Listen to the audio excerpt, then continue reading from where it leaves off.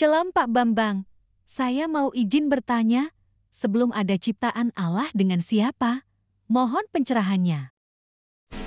Kira-kira waktu Tuhan itu belum menciptakan langit bumi seisinya, Tuhan dengan siapa waktu itu? Nah ini mulai dalam, semakin malam ini nggak lama lagi saya ceramah, tapi semakin lama dia semakin dalam. Waktu alam semesta belum tercipta, malaikat belum tercipta, manusia belum tercipta, Tuhan dengan siapa? Sendiri Pak, apa tidak kesepian? Coba pikir, ini mikir sambil guyon nggak apa-apa. Coba Tuhan sendiri, apa tidak kesepian Tuhan itu? Waktu Tuhan masih sendiri, belum ada langit, bumi, alam semesta, manusia, malaikat. Kira-kira butuh 1, 2, 3 apa tidak? Tuhan masih sendiri loh.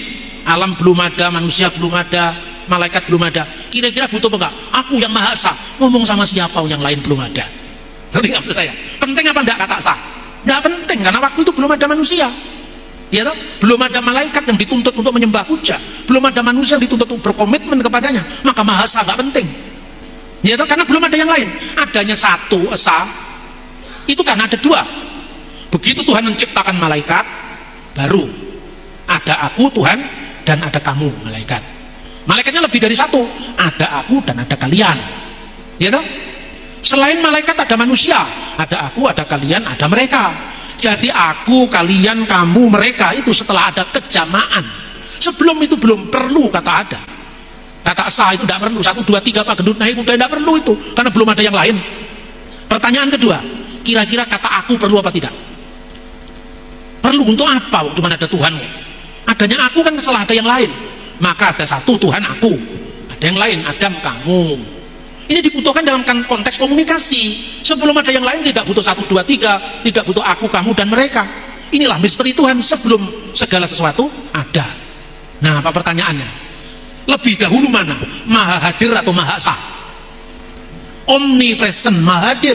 Tapi Esa 1, 2, 3 itu soal komitmen. Makanya kalau sekedar Tuhan itu Esa, setan juga bisa. Jadi jangan terlalu bangga dengan Tuhan Esa, Tuhan Esa. Yakobus pasal 2:19. Kamu percaya Allah itu satu, itu baik, bukan jelek loh, itu baik. Tapi setan-setan pun percaya dan gemetar karena itu. Maka kalau sekedar mengatakan Allah Esa, setan juga bisa. Tapi Allah Esa kemudian berkomitmen untuk menjaga keesaannya, untuk hanya berbakti kepadanya, itu lebih penting. Itulah yang namanya monoteisme etis. Yang setan tapi monoteisme bilangan 1, 2, 3. Yang kedua monoteisme etis, monoteisme dengan tanggung jawab.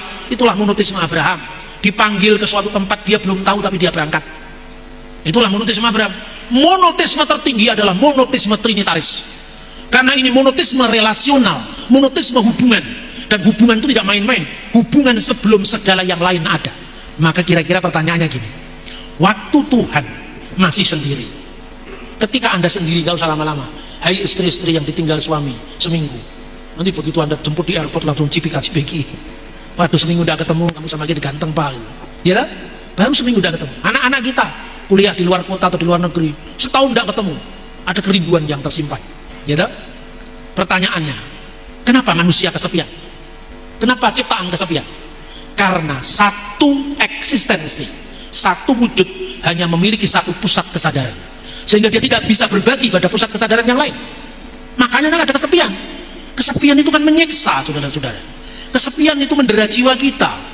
Maka sebabnya ada nyanyian sunyi sepi sendiri tanpa dirimu lagi. Kenapa sampai ada lagu itu? Karena Anda sendiri. Bayangkan ketika sebelum ada ciptaan Tuhan sendiri, apa tidak kesepian?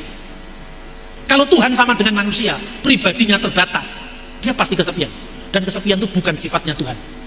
Tetapi karena satu ousia tadi memiliki lebih dari satu hipostasis, satu ousia itu lebih dari memiliki satu pribadi, pusat kesadaran, maka tidak ada kesepian dalam Tuhan. Hubungan antara Bapa, sumber, Putra itu apa namanya, yang diperanakkan dari sumber yang satu, dan Roh yang dikeluarkan dari sumber yang satu, itu hubungan dinamis dalam keabadian. Bahasa kerennya para teolog dinamakan perikoresis, saling mendiami. Karena saling mendiami ada hubungan kasih kekal. Saya bertanya, Allah itu kasih Pak. Apakah itu kekal? Ya kekal. Allah itu kasih. Yang dikasih siapa?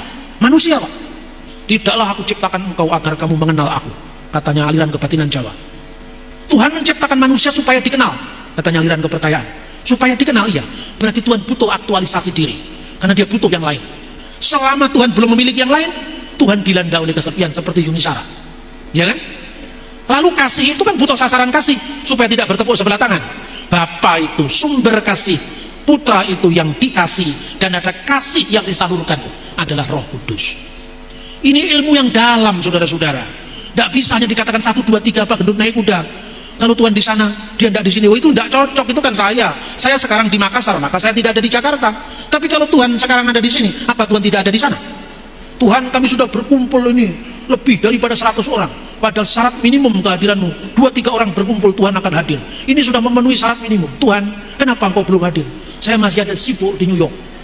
Di sini ada KKR. Berapa lama lagi Tuhan kau tiba di kota Makassar? Masa Tuhan seperti itu? Dia di sini, dia juga di sana. Dia ada di mana-mana. Lain kalau manusia, aku di sini, engkau di sana. Tidak sama. Oke, salam. Oke Pak Bambang, penjelasan Anda sangat mencerahkan dan menguatkan iman kami. Terima kasih, Tuhan Yesus memberkati.